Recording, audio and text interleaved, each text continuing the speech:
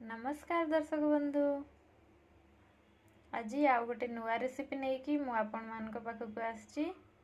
रेसिपीटी हूँ चिकेन को आलू दिया तरकारी, आलू दिया चिकेन तरकारी। तो चलतु रेसिपीटी को आम तैयारी करवा। मुझे 500 ग्राम चिकेन नहीं देखु एमती टिके बड़ पीस करके नहीं।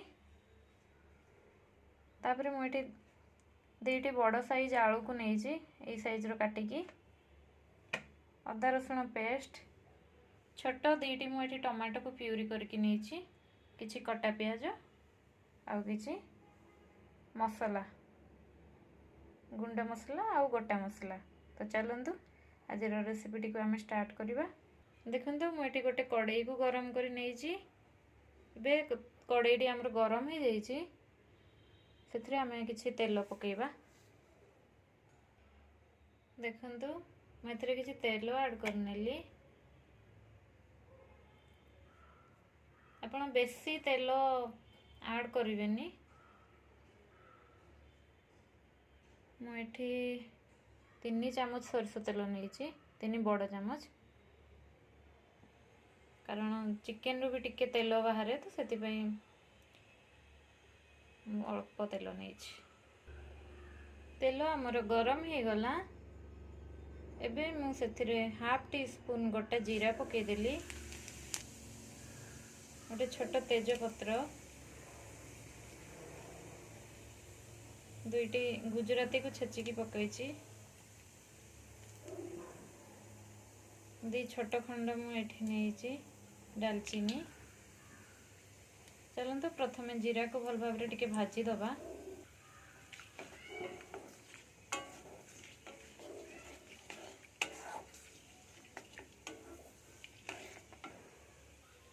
जीरा आमर भाजी एबे से काटिकी रखिथिबा प्याज को ऐड करदबा। देखु मैं प्याज को ऐड करदेली। प्याज को टिके समय भाजी नबा।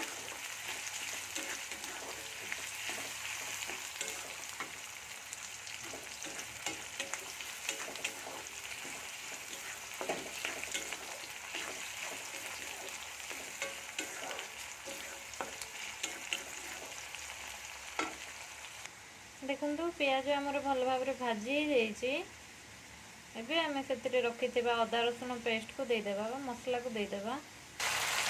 देखु मसला पकईदेली। एबे स्वाद अनुसार लुण पकईदेबा। मसला को एबे आम टिके 3 ରୁ 4 मिनट भल भाव कषि नबा।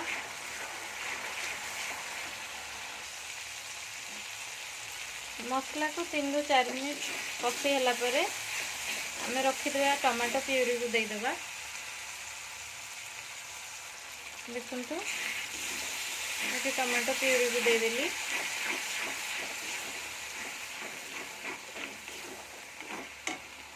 एबे मसला और टमाटो प्यूरी को आउ 3 ରୁ 4 मिनट कषिदेबा। देखु मसला गोटे कषि होला परे मुझे हाफ चामच लंका गुंड पकईदेली, हाफ चामच हलदी गुंड, हाफ चामच काश्मीरी रेड चिली,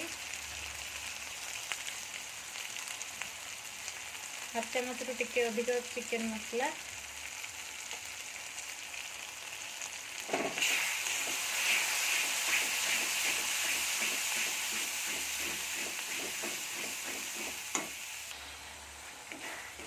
एबे आ गोटे मिनिट मसला को टिके कषिदेबा। एबे मसला रू आमर गोटे बढ़िया बास्ना बाहरी आसलानी। देखु तेल मध्य छाड़ी आसलानी, माने मसला आमर भल भाव कषि जाइए। एबे से मु अल्प कस्तूरी मेथी पकईदेली। मेथी पत्र पकईवा द्वारा कस्तूरी मेथी आउ टिके टेस्ट भल होता है। देखु मसला आमर बहुत भल भाव हो जाइए।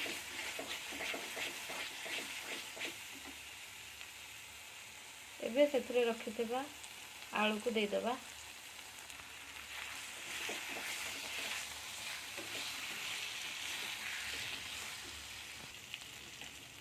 तापर रखिथिबा चिकेन को देदेबा। देखंतु आलू और चिकन को एकाठी कषिबा।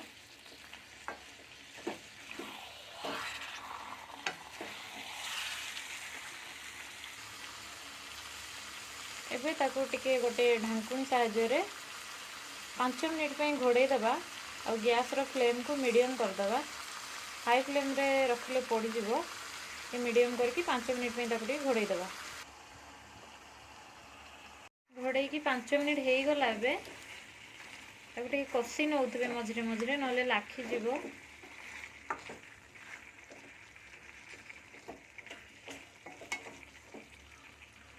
40% तो हे गलानी। एबे आओ 5 मिनिट पे ताको घोड़े की रख दबा।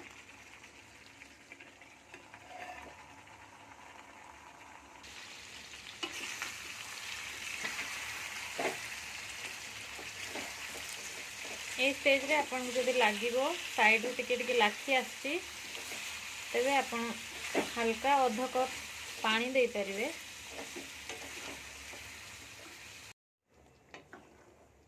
टिके समय कषि होला परे मु एथिरे गोटे ग्लास पूरा बड़ ग्लास रे पानी ऐड कर देछि।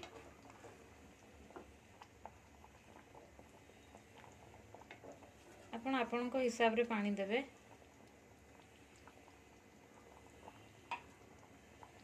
एबे चलंतु पानी चिकन आ आलू को फुटिया पे छाड़ी दबा।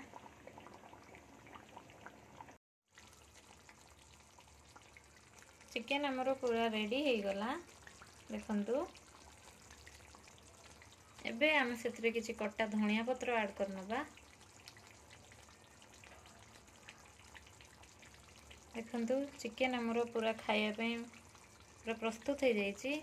जदि मो रेसिपीटी आपको भल लगी ताले गोटे लाइक करदे, समस्त सहित शेयर करदे। आ मो चैनल रे जदि नुआ आछंती चैनल को सब्सक्राइब करी साइड रे थिबा बेल आइकन टी को प्रेस करदे।